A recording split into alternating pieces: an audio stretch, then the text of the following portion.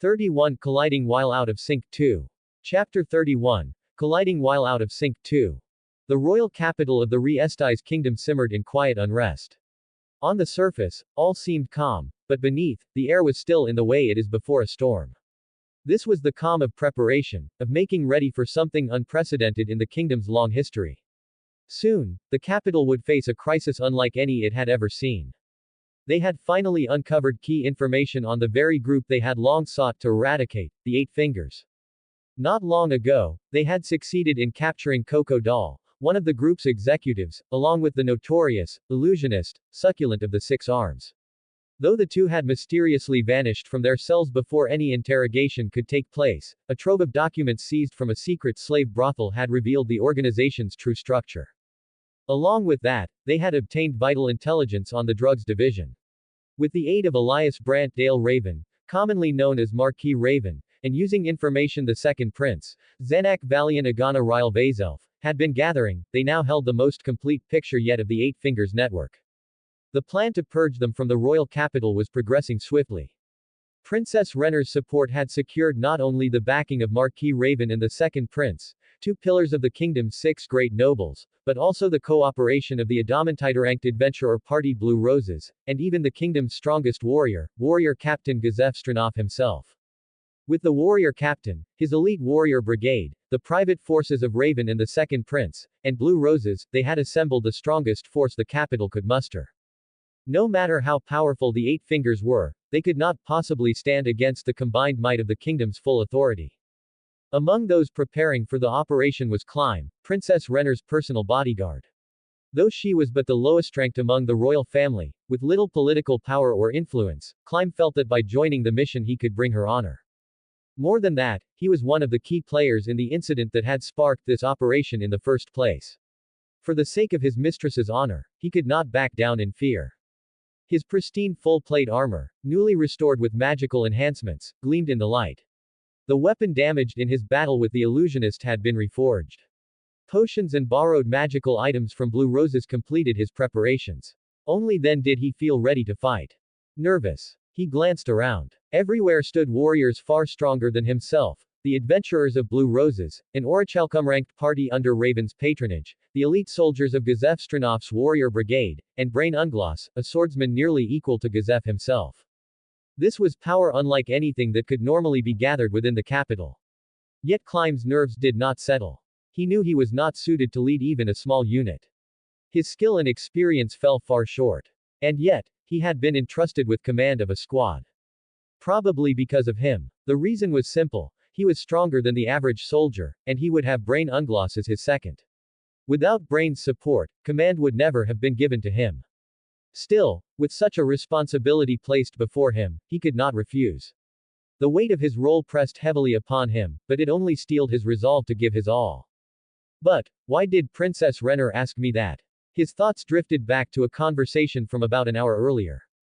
Before departure, he had gone to the palace to inform his mistress of the operation. After greeting her, she had asked him a question, one that still lingered in his mind. How was it, Clyme? I thought it was pitiful, he had replied, assuming she meant the tragedy of the situation. But her next question revealed that was not her meaning. Yes, that too, but what about them? What did you think of them? Oh, yes, I think they're amazing, he had answered, realizing she meant the two who had been with him. Her casual dismissal of the plight of the victims had felt slightly odd, but he understood now she was asking about his companions. Both Brain and Sebas are far beyond me in strength, he said. In fact, Brain himself admitted Sebas was stronger than him. He even said that not even with Gazef's help could they hope to defeat him.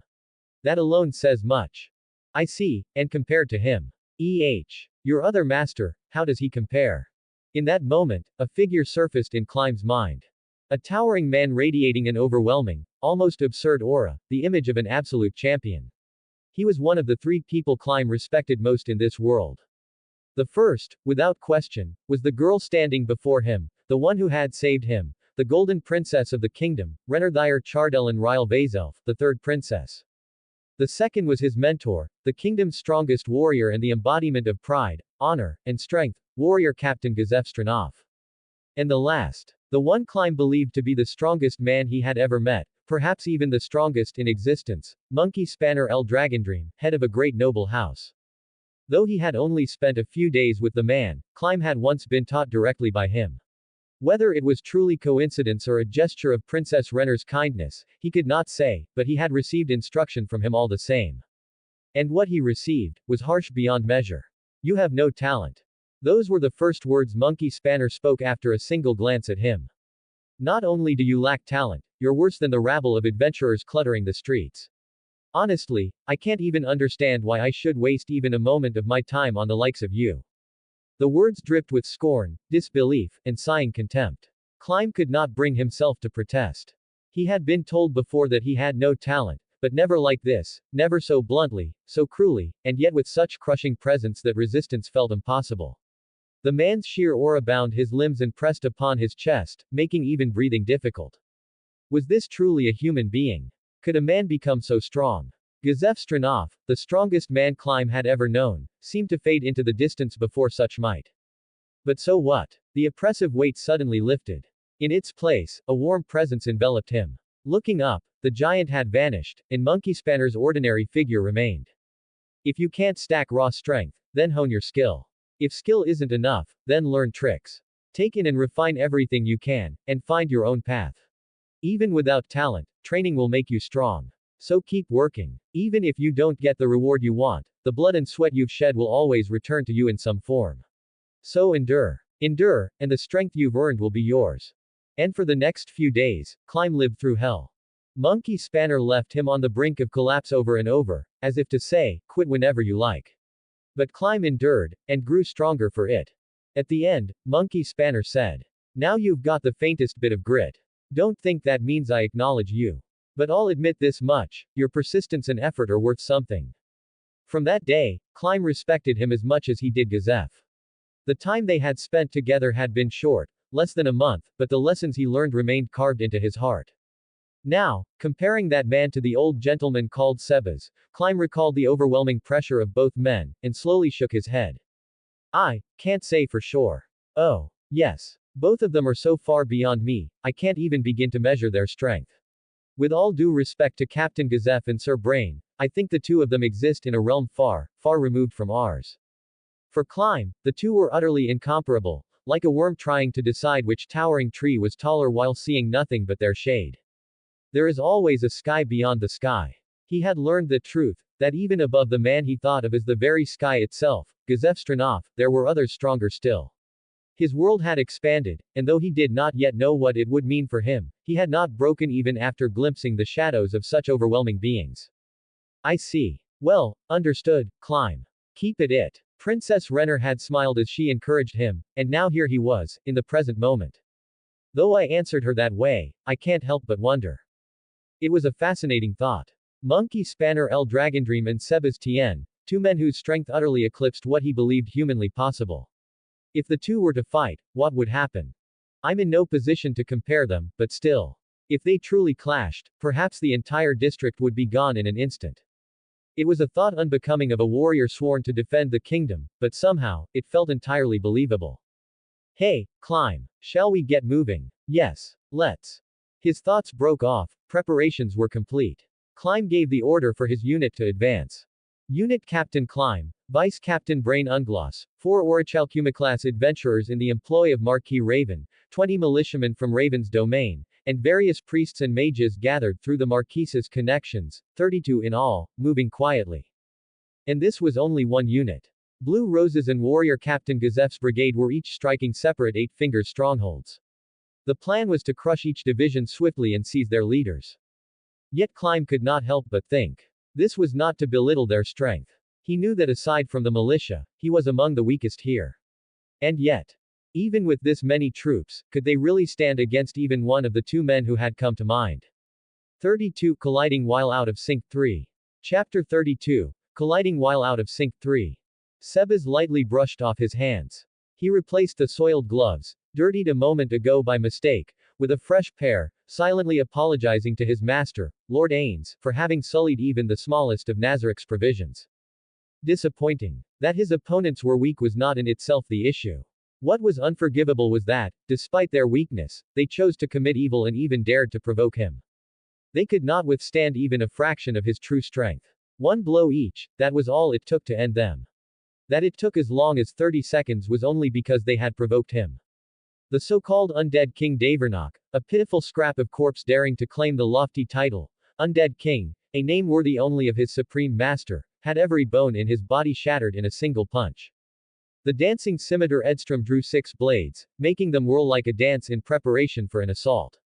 Yet her skill fell short, and with one strike her body was separated from her head.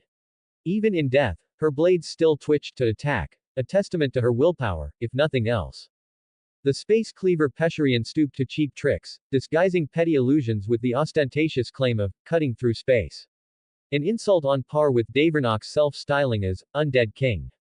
It was laughable, his feeble deception evoked, and insulted by comparison, the supreme art of his creator, touch me, world break, the true severing of dimensions. The Heaven Slayer Malmvist, lost to madness, mistook an ordinary glove for a legendary artifact and died half delirious, laughing instead of resisting. Thus, the 4 of the so-called 6 arms who had dared provoke Sebas were slain. It was not a battle. It was a judgment. A mere execution. They may have held confidence in themselves, but tragically lacked the eyes to recognize the overwhelming might before them. Not that it would have changed the outcome. Disappointing. The words echoed again in his mind. Truly, it was disappointing. Weak as they were, they dared commit evil. Perhaps, once, they might have been given a chance at redemption, but Sebas had stripped it away without hesitation. His creator, touch me, had taught him, evil must be punished. Indeed, it must. Severity depends on the crime, but these were irredeemable. Worse still, they had insulted those under the name of Ains ul Gaun. For that sin, combined with Sebas's own anger, the sentence was death. Now, it is time to rescue Tuer. Before this execution began, during their exchange, Sebas had deduced Tuer's location. Though their notes said she was underground, their betraying glances revealed otherwise. It was a lie, a common trick of villains. The real location had been given away unconsciously. And by their words, she had not yet been harmed. They had even mentioned her being delivered as a gift to one of their higher UPS, which, ironically, meant her safety was assured, temporarily. But not for long. Once word of these executions spread, Tuer's life would be in jeopardy. Swift rescue was imperative. Adjusting his gloves, Sebas prepared to move. It was then that he appeared. From the ceiling, enveloped in shadows, a massive figure descended. Even by sheer size alone, he was at least 2 heads taller than Sebas. And yet, the impression he gave made him seem larger still. Sebas's body tensed instinctively. Strong. Terrifyingly strong. Never before in this world had he encountered such might. Perhaps equal to, or beyond, the floor guardians themselves. Sebas discreetly gestured toward Solution, hidden in the upper gallery, signaling her to stay concealed. Could this be, Zero? Before arriving here, Sebas had crossed paths with a group preparing to strike against the 8 fingers, climb among them. From them, he had heard brief information. Of the 6 arms, one stood above the rest, the man said to be their strongest, a warrior known as Berserker Zero. Until now, Sebas had thought little of him. The 6 arms he had fought were disappointing, barely stronger than Nazarik's automatically spawned skeleton guards. They were hardly worth 10 seconds of his time. So he had not expected much of this, strongest, among them. But now, standing before him, Sebas abandoned that thought. This man carried a power that might rival the floor guardians themselves. If there were more like him, even Nazarik might be endangered. In the worst case, Sebas resolved to stake his life to relay this information back to Nazarik. For now, he addressed the man. Who are you? For what purpose have you come? The silence pressed heavy, raising Sebas's tension. He considered striking first when at last the reply came. I am the one who was to claim the lives of those you just slew. I see. My apologies. I did not realize they had already been spoken for. No matter. What's dead is dead. The deep, gruff voice muttered like a growl. Only then did Sebas relax slightly and truly look at his opponent. The initial pressure had been so overwhelming that he hadn't properly taken in the man's features. And now that he did, he realized. It was a face he had seen before. He hadn't seen it directly, but he knew well enough. After all, the man in that photograph was listed at the very top of the information Sebas had gathered, classified among the highest priority targets. Are you, Lord Monkey Spanner? You know me. There isn't a soul in the world who wouldn't recognize someone as famous as you. Monkey Spanner El Dragondream, the most famous man alive. Even if some might not know the name of the Scarlet Emperor, sovereign of the empire, there were plenty who recognized the head of that great clan. Sebas judged it safe enough to feign familiarity.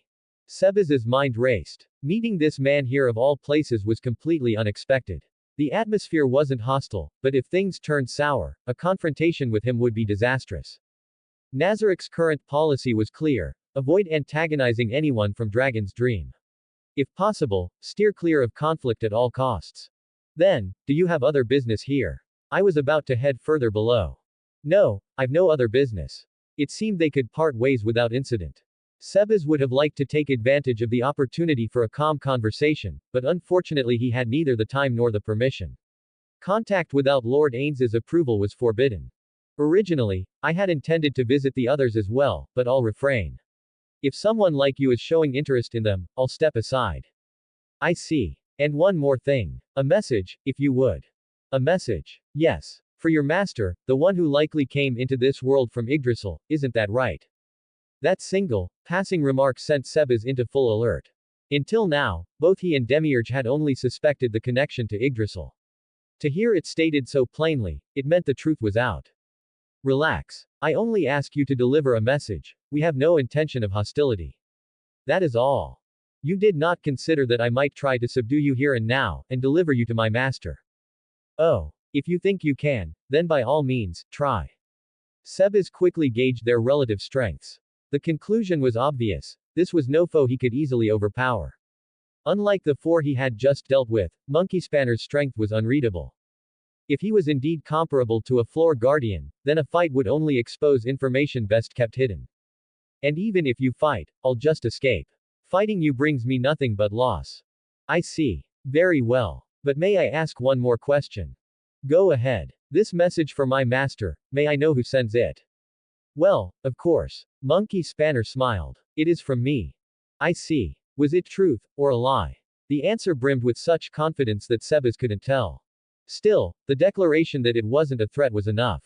This was the head of Dragon's Dream, perhaps even the leader of another player faction. It could be taken as a statement of their collective will.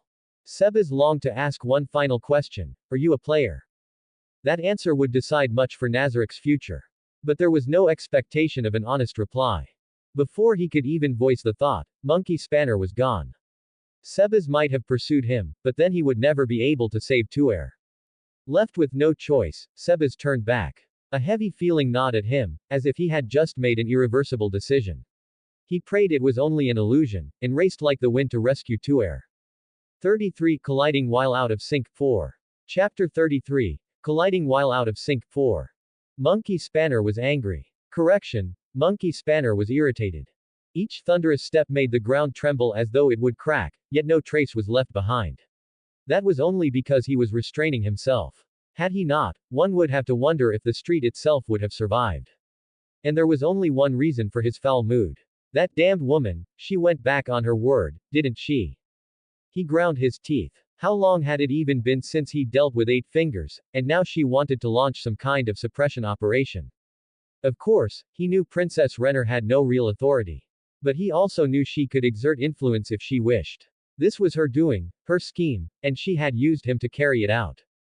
The absurdity of it all almost made him laugh. She knew well enough the kind of power he held. She also knew he wasn't just a brainless musclehead, no matter how he looked on the outside. And yet she dared to pull something like this. Does she not know her place? Even if she was treated as an honorary citizen in her kingdom, in Shinshi she was just another subject. And with the authority of the 12 high priests, he could revoke her entry altogether. It wouldn't even be difficult, simply sever the connection through her ring. The magic bound to it couldn't be undone by any outsider, and even if it could, only Kagaya and Orochi could release it properly.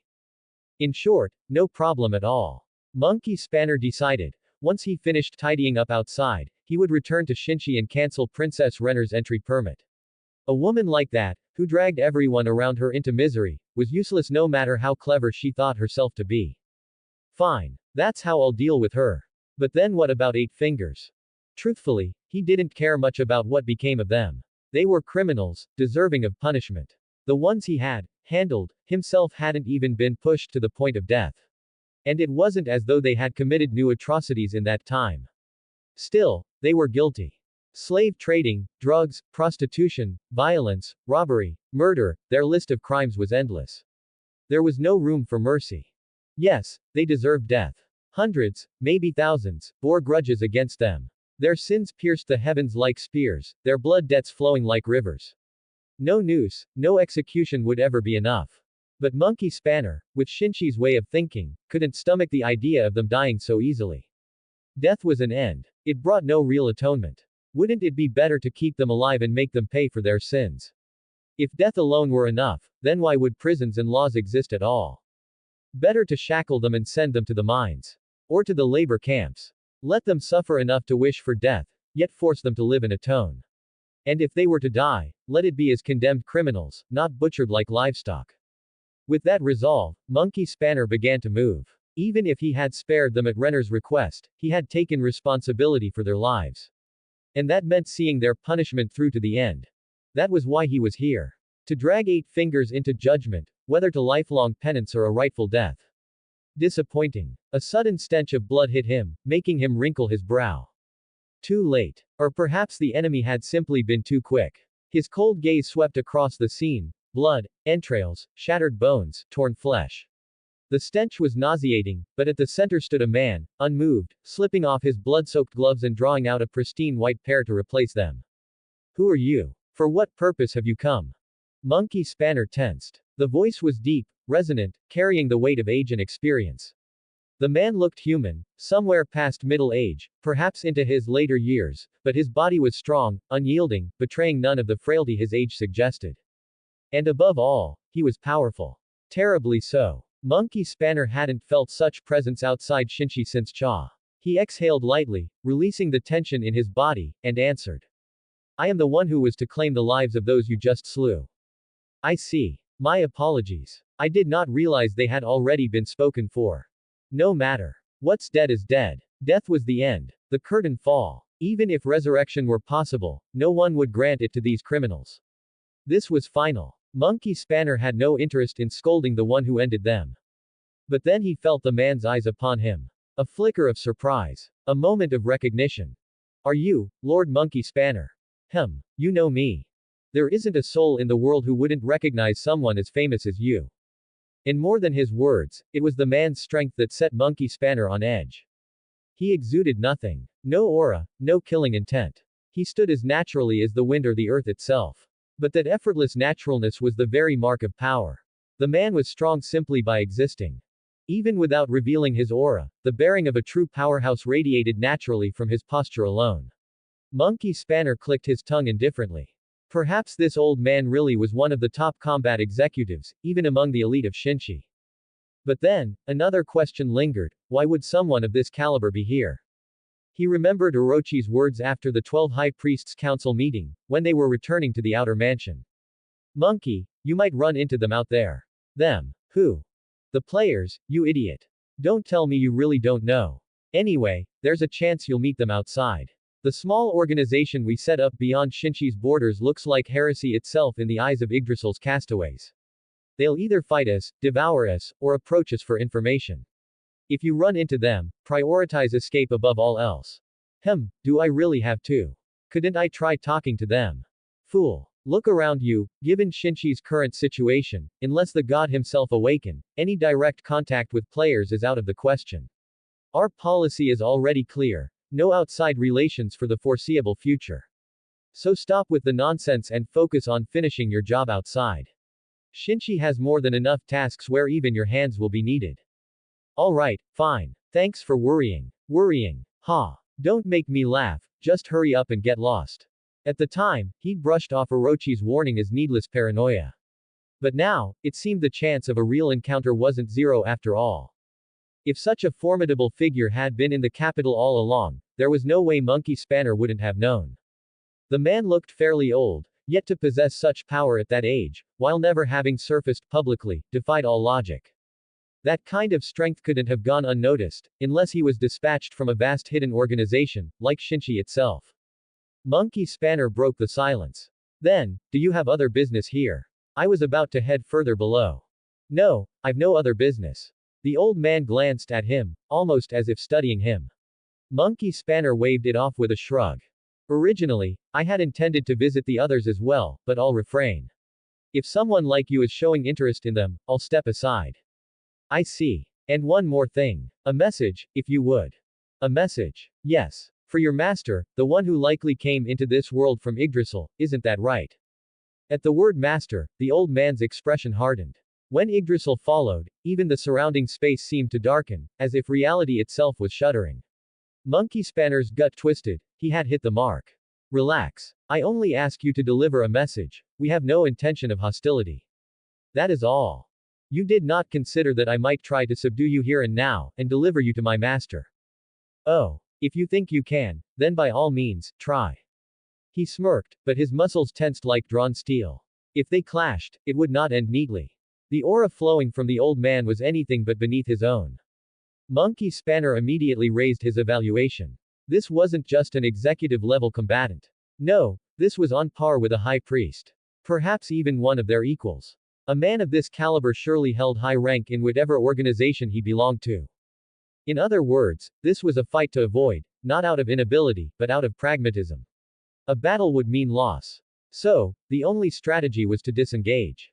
And even if you fight, I'll just escape. Fighting you brings me nothing but loss. I see. Very well. But may I ask one more question? Go ahead. This message for my master, may I know who sends it? Well, of course. Monkey Spanner smiled. It is from me. I see. Of course, that wasn't true at all. The 12 had already agreed. If they encountered external powers, they were to feign friendliness, and if asked about players, to simply smile and act cryptic. Monkey Spanner followed the script. He smiled meaningfully, letting silence fill the space. Orochi had told him that as long as the opponent wasn't more of a fool than Monkey himself, they'd interpret it however they wanted. And the moment the old man was lost in thought, Monkey Spanner vanished.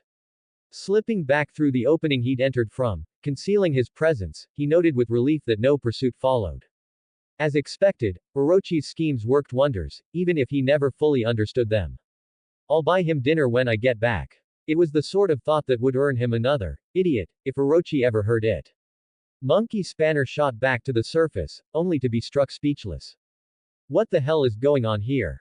Barely half an hour had passed since he'd gone below, yet the city above was unrecognizable. Pillars of fire tore into the sky. Sinister presences writhed across the capital, setting his instincts screaming. This wasn't the work of 8 fingers, nor the kingdom's army. They didn't have this kind of force. If they did, they would have used it long ago. Monkey Spanner scratched his head, alarm bells blaring in his mind. Damn. What now? For now, he focused on the fire pillars. He could sense immense magical power roiling within. He hadn't planned on meddling in meaningless conflicts, but could he really just walk away? The old man's appearance, and now this chaos, there was a chance players were involved. And if so, securing information would be invaluable to Shinji. Had it been a direct divine order, he might have buried his curiosity and retreated. But this was only the consensus of the 12. Which meant his curiosity was free to run. I'll watch the situation. If it gets too dangerous, I'll pull out. With that reckless thought, Monkey Spanner stepped into the heart of the capital, now mutating into a demonic realm. 34 Colliding while out of sync 5. Chapter 34. Colliding while out of sync 5. The royal capital Re-Estais had become hell. Without a shadow of doubt, that is what it had become. A horde of demons appeared without warning, seizing the skies, while fiends and monstrosities swarmed across the earth. Even the most conservative estimate placed their numbers at 40 or 50, and that was enough to drown the capital in pandemonium. How could such a thing have come to pass? Could the 8 fingers have orchestrated this? Impossible. However cruel and vile those human criminals may be, they are still human. To create such a hellscape, no, this was far beyond their means. Could it be that they were demons in human skin all along? Evelai's heart clenched with despair, her gaze falling. Walls of black flame roared and scattered, and within them, 2 silhouettes twisted and danced as if in some grotesque waltz, only to collapse lifelessly, discarded like trash upon the ground. They were not the only ones. Throughout the capital, fire bloomed and vanished, and each eruption marked the end of yet another brilliant life. As the flames dispersed, no survivors rose. No movement. No breath. Ah! From beneath her mask, golden strands of hair tumbled loose, but Evely did not even think to fix them. Her lips quivered with a suppressed groan, the primal urge to rush forward restrained only by sheer force of will. It was unthinkable, and yet she could not deny it. The black fire had surpassed her own highest tier spells by several magnitudes. Her two comrades had been caught in it and slain outright, without even the chance to resist. She bit down on her grief, strangling the scream rising in her throat. Gagaron. Tia. If only they had not interfered. Since the beginning of the Eight Fingers suppression mission, they had split to attack separate strongholds. But then, Gagaron stumbled upon it, a monster in the form of a young girl, feasting upon human flesh. Perhaps if they had simply let it go, but no. That was not Gagaron. Before such a creature, her burning sense of justice would never allow retreat. Yet justice does not always align with strength, nor does it guarantee victory. This world teems with horrors beyond the reach of human ideals and power. They might have managed to fell the cannibalistic insect maid, but that was not the end. Now then, would you not say that is quite enough? The words were spoken like a line from a play, polite, theatrical. And the true nightmare stepped onto the stage. A demon clad in an obscenely gaudy crimson tailcoat, a grotesque mask concealing its face, and a chitinous tail clicking ominously against the ground. From the moment it appeared, everything unraveled. I had intended to stop just before snuffing out your lives, but alas, you are far too fragile. To perish in mere flames, I offer you my condolences. The masked demon even bowed its head as though in mourning, though its tone brimmed with mockery. Theatrical, insincere, dripping with contempt. Eveli's hands trembled with rage. But she knew, it was useless. Even if she unleashed everything, she would not so much as scratch this thing. In her 250 years, she had faced countless warriors, but never had she felt an aura like this, a foul, choking miasma of malice and dread. It rivaled even the might of the Platinum Dragon Lord. Perhaps even more. Gagaron, grown stronger through relentless training, and Tia, swift and deadly, neither had stood a chance. The demon swatted them aside like insects, engulfing them in hellfire with a mere flick of its hand. What could she do? What could she do? Teleportation was sealed. Flight was futile. Even retrieving the bodies for resurrection seemed impossible. The maid that had fled was surely proof the demon would not allow it. No options. No hope. And yet, she had to try. Penetrate, maximize magic. Crystal dagger.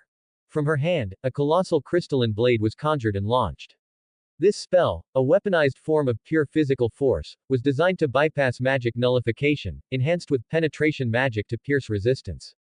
But the demon did not evade. Instead, it spread its arms wide, as if to welcome the attack. The dagger struck with all her might, imbued with every drop of her mana, driven to its utmost potential.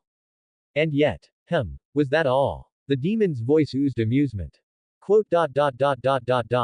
Even after breaking through its defenses, there's no damage. Just what kind of demon is this? Could it be stronger than even a demon god? No, could it be a demon king? Attaching king to a demon god didn't automatically mean power, but it was undeniably a mark of elevation. A demon beyond anything she had ever seen, surpassing even the demon gods. What else could one call it but a demon king? For Evely, it was an overwhelming force far beyond her capacity to endure. She herself had once been called a legendary demon, but the being before her existed on an entirely different plane. Then, at the very least, only a despairing moan escaped her lips. Evely abandoned hope of survival. At the very least, if she could draw the demon's attention away, perhaps she could preserve the bodies of her fallen comrades. A fleeting thought urged her to call for help, but she dismissed it immediately. No one could withstand a creature of such power. And then, a sudden gust of wind. The rushing air forced her eyes shut, making her forget she even wore a mask. Death felt inevitable. To close her eyes before such a monster, what a foolish, fatal mistake. But instead, the storm wrapped around her like a protective embrace. Startled, she realized she was no longer standing alone. She had been swept into a powerful set of arms, a broad chest and thick arms that made her small frame seem weightless. Evely instinctively looked up. Past the towering chest and corded muscles, her gaze met the face, rough, stern, almost brutish, of the man she had encountered months ago. The man who had stirred fear in her heart then, but now, in this moment of despair, he was the most reliable figure she could imagine. The strongest in the present age. The strongest in the world.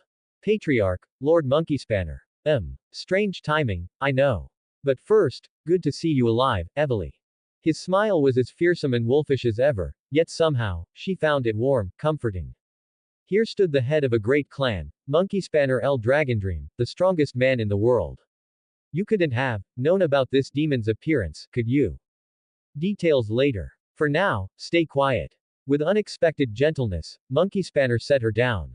Evely stiffened under his careful handling, unsure of how to react.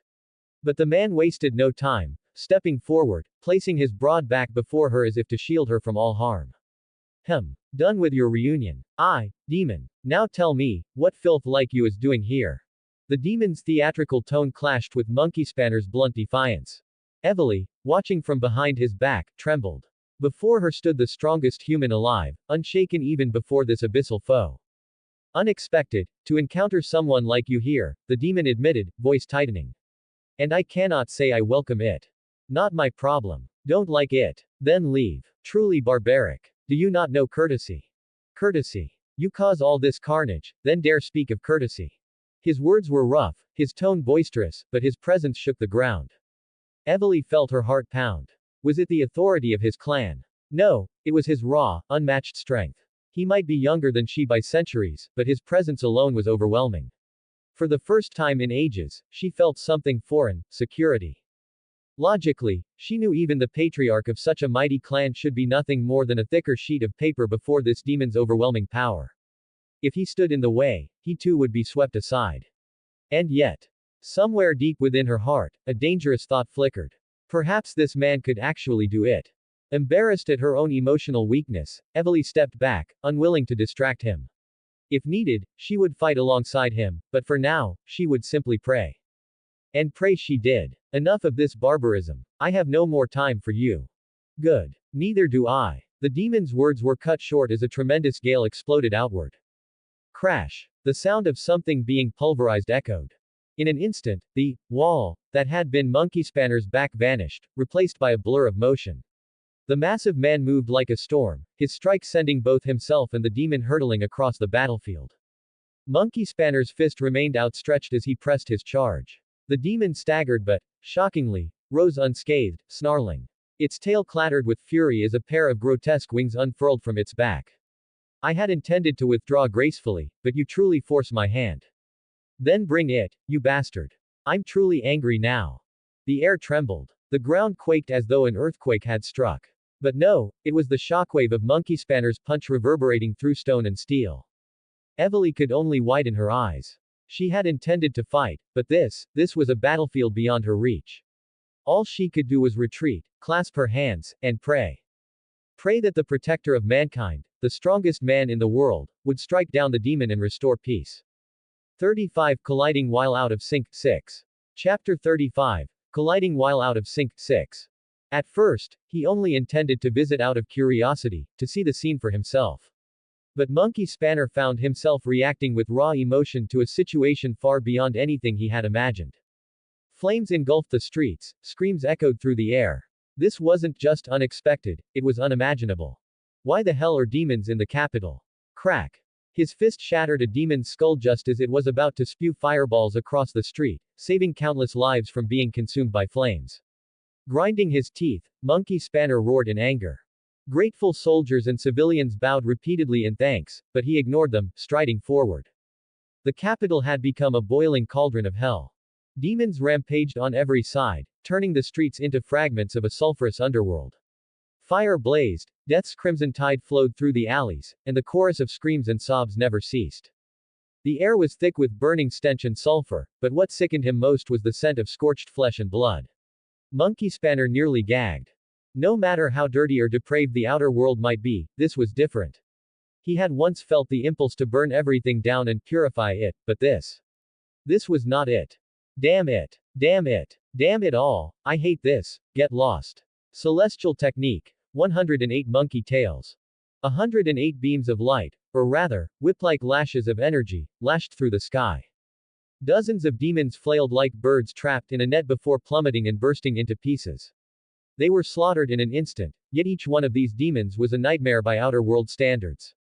Even so, for every handful he destroyed, more swarmed.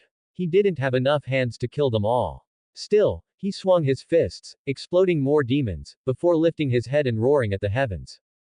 Damn it. This is why I hate the outside world. His roar dripped with sincerity, echoing with rage and sorrow. A world constantly breaking, lives snuffed out so easily, this was why Monkey Spanner despised the outer world. Unlike other high priests, his disdain was not rooted in disgust or arrogance. All 12 priests shared a dislike for the outside, but each for their own reasons. For him, it was pity. Weakness. Frailty. That was what he could not stand. No matter how much they trained, the people of the outer world reached their limits too quickly. Even if they gained skills or experience, death claimed them before long. Unlike the residents of the divine city, their very constitution, their talent, was too low. To Monkey Spanner, it was heartbreaking. If Guardian Priest despised weakness out of contempt, Monkey Spanner despised it out of sorrow. He couldn't bear to watch such fragile lives struggle and break. They were still life. Just like the people of the divine city. And that made them precious, yet too fragile. So he avoided them, refused to approach them under the excuse of dirtiness and depravity, because otherwise, he feared they would break in his hands. He and the 12 high priests were simply too strong, unimaginably so by outer world standards. Even a fraction of their power would shatter everything. That was why they disguised themselves in human form, sealed away divine gifts, and avoided stepping outside whenever possible. They lied to themselves, filthy, ugly, terrible, just to keep their distance, not for their own sake, but for the sake of the fragile world. That was why he sometimes trained adventurers, or encouraged weaklings like Climb. However frail they were, however fleeting their efforts, they deserved respect. Their spark of life was beautiful. And so, though Monkey Spanner disliked the outside and found it dull, he simply watched. Which was why he was furious now. The fragile lives he had only ever observed, being destroyed like toys, crushed and broken by these damned creatures. Humans killing each other was one thing. They had their own laws and orders, and he would not interfere. But this. No. This was different. They tore, broke, and destroyed without thought. And what enraged him most, the culprits were not even of this world, but demons summoned from another. Then die. This wasn't judgment. It was catharsis. Die, crumble into dust, scatter like trash. Demons had no right to survive. He wasn't doing this for the humans. He simply couldn't bear to see more destruction. Since I lack hands, celestial technique, 4 monkey clones. His body split into overlapping forms, concentric rings spreading as ghostly doubles stepped forth. Translucent monkey spanners, familiars born from sacrificing his own HP, a technique of the immortal class. Each clone weakened with numbers, but for demons of this level, 4 were more than enough. Already he had exceeded the power he was allowed to show in the outer world, nearly 90% of his full strength. If discovered, there would be no excuse, he'd be caged again. But he didn't care. He was a fool. A fool who would gladly endure Orochi, Kagaya, or Drake's scolding later. For now. Go. With a thunderous, wordless roar, the 4 monkeys shot outward. Free from weight and space, they climbed walls, soared into the air, and tore apart the flying demons. Others slammed down upon ground-crawling fiends, crushing them into pulp. After clearing out the lesser demons, the source of it all finally came into view. Spotting the black pillar of fire rising, Monkey Spanner leapt high. At a speed that left not even an afterimage, he soared upward, taking in the full view of the capital. Where is it? His sharp eyes swept across the city until they caught sight of a familiar muscular woman lying collapsed. No sign of life. Dead. Monkey Spanner's fury burned hotter. She was weak, yes, but still admirable for building her muscles and constantly training. To see her die like that, it wasn't just pitiful, it was heartbreaking. Next to her, he noticed a small girl's lifeless body. And finally, his gaze landed on a masked figure radiating a dreadful, ominous aura. For a moment he doubted his own eyes. After meeting that old man down below, it hadn't even been long before another being of such strength appeared before him, this time, a demon. Monkey Spanner's face twisted in rage.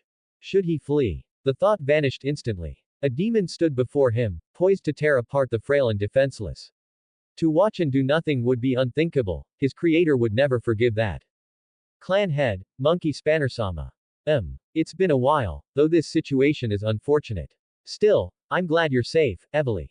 Go. Go. Go. Go. Like the wind, Monkey Spanner dove down and plucked the masked girl from the demon's claws.